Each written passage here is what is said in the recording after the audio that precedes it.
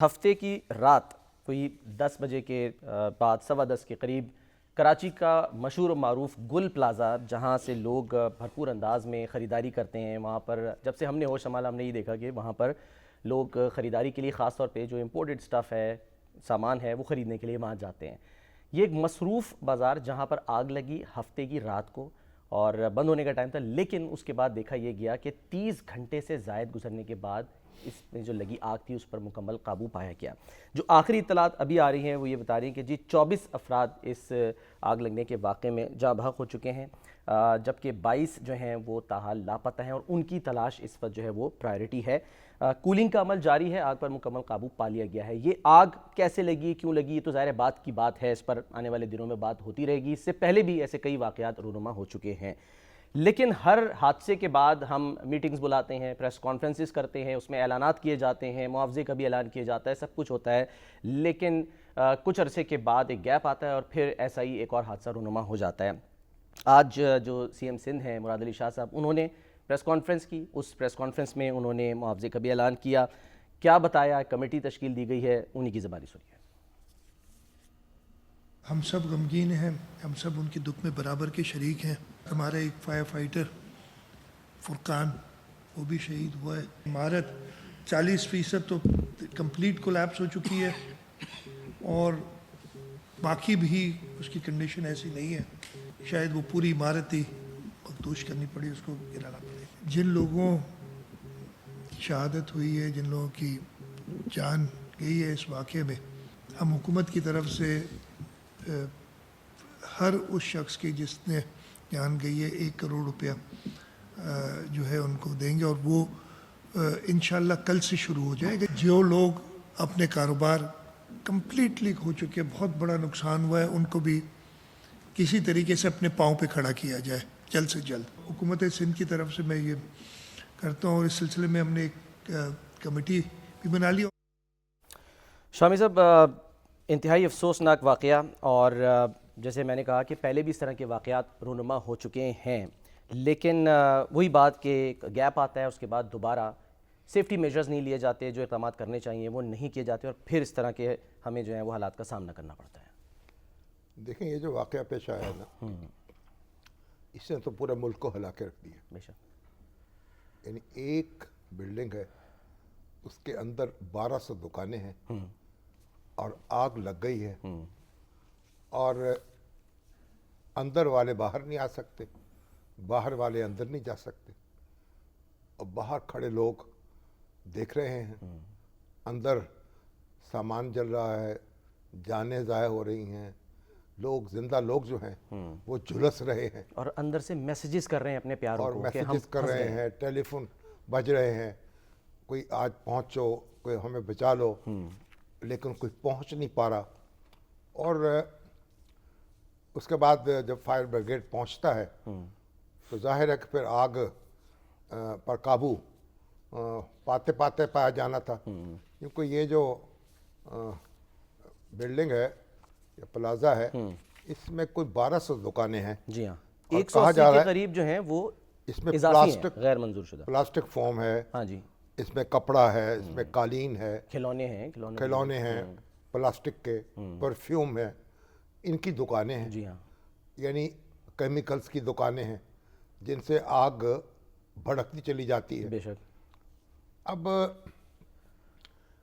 اس کے بعد یہ ہمارے یہاں کیا ہوتا ہے، ایک تو جب اس طرح کا کوئی سانحہ پیش آتا ہے تو پھر ہم ایک پہلے تو اس میں فوراً سیاست شروع ہو جاتی ہے۔ جی ہاں، جو حزب اختلاف کی جماعتیں ہیں وہ حکومت کو کوسنا شروع کر دیتی ہیں، اور حکومت جو ہے وہ اپنا دفاع شروع کر دیتی ہے، اس کے پاس کوئی، اب وہ اس ہمارے جو مرتضی وہاب ہیں میئر کراچی کے، وہ اسلام آباد میں تھے، اور ظاہر ہے کہ نہ پہنچ سکتے تھے، نہ پہنچ پائے، جی ہاں، اور تاخیر سے پہنچے 12 گھنٹے کے بعد، 12 گھنٹے کے بعد پہنچنا تھا، جب وہاں سے کوئی جہاز آتا تو آتا، ظاہر ہے، لیکن ان کو بھی ان کی کنڈمنیشن بھی ہو رہی تھی، بالکل تنقید کا نشانہ بنا رہے تنقید کا نشانہ بنا جا رہا تھا۔ پھر جب وہ پہنچے ہیں تو ظاہر ہے کہ لوگوں کے جذبات بھی بڑے گرم تھے اور لوگ برافروختہ تھے۔ بہرحال گورنر سندھ بھی پہنچے اور وزیر اعلیٰ بھی پہنچے، لیکن اب ایسے موقع پر یہ پہنچ بھی جائے نا، اب ارباب اختیار جو ہیں اس موقع پر، اب گورنر پہنچ جائے یا وزیر اعلیٰ پہنچ جائے، وہاں پہنچ کے کیا کر سکتے ہیں؟ بالکل، جو ریسکیو کے ادارے ہیں انہیں کام کرنا ہوتا ہے، اور وہ بھی ایسی صورت میں کہ ریسکیو آپریشن ابھی چل رہا ہے، ابھی اور جاری ہے. ہاں بعض اوقات یہ ہوتا ہے کہ جب یہ وی وی آئی پیز پہنچتے ہیں ہاں جی، تو جو ریسکیو کے اہلکار ہیں ان کے ہاتھ پاؤں پھول جاتے ہیں اور ان کی جو کاروائیاں ہیں ان میں رکاوٹ پڑتی ہے. بالکل. اصل بات ہم نے فوراً کہا وہ فلاں کہاں ہے، فلاں کہاں ہے، فلاں کہاں. حالانکہ جب بھی کوئی ایسی افتاد پڑتی ہے تو ہمیں جو گورنر اور وزیر اعلیٰ اور وزیر اعظم اور ان کو یہاں بلانے کی ضرورت نہیں ہوتی. اصل میں اگر نظام جو ہے درست کام کر رہا ہو اگر ہاں تو جن کی ذمہ داری ہے وہ کام کرتے ہیں اور اس کے بعد صورتحال سے نبٹتے ہیں. لیکن ہمارے ہاں جو کام کرنے والے ادارے ہیں، جو نبٹنے والے ادارے ہیں، وہ کیونکہ اپنی جگہ سوئے ہوتے ہیں، کہیں اکوپمنٹ نہیں ہے، کہیں پیٹرول نہیں ہے، کہیں رکاوٹیں ڈیزل ہیں، نہیں کہیں ہے، پہنچنے میں رکاوٹیں کہیں ہیں. پہنچنے میں رکاوٹیں ہیں. ابھی شامی صاحب جہاں پر زمینیں یہ کھدی واقعہ ہوئی پیش ہیں آیا راستے میں، ہے، ہاں پانی BRT پھر یہ منصوبہ کہ بن رہا ہے وہاں. پانی نہیں مل رہا، پانی مطلب کوئی انفراسٹرکچر ایسا ہم نے بنایا نہیں ہے اور ہنگامی بات کرتے ہیں.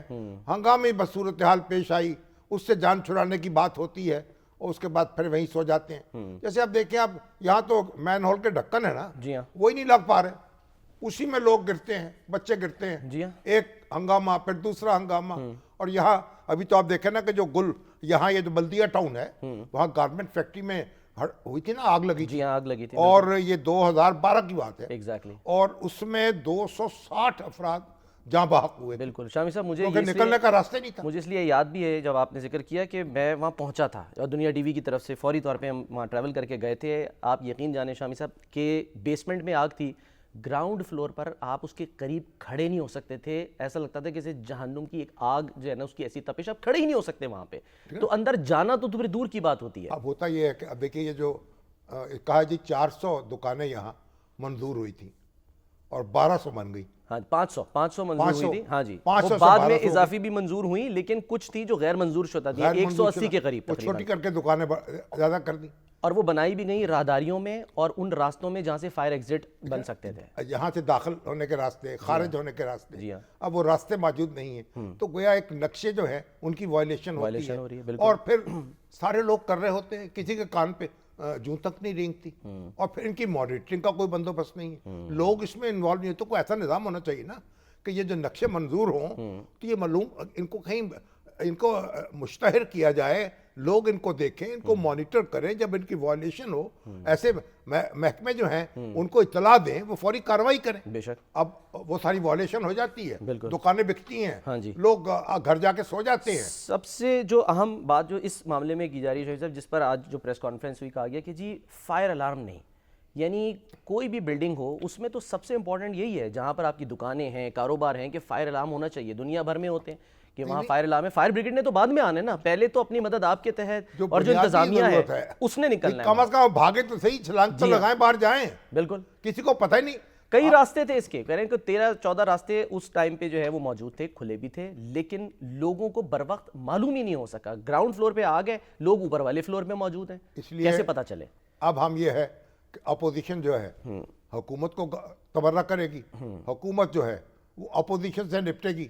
کچھ کمپنسیشن کا اعلان کر دیا انہوں نے. جی ہاں، 1 کروڑ فی کس کے حساب سے اچھا کیا، کچھ نہ کچھ تو مرہم رکھی جائے ان کے زخموں پہ. لیکن یہ ہے کہ اب وہ جو پیارے جن کے چلے گئے ان کا تو کوئی نیبل بدل ہے نہیں. بالکل. اور جو کچھ بھی نہیں ہے لوگوں کی. اچھا پھر یہ ہے کہ برسوں کی جمع پونجی لوٹ گئی.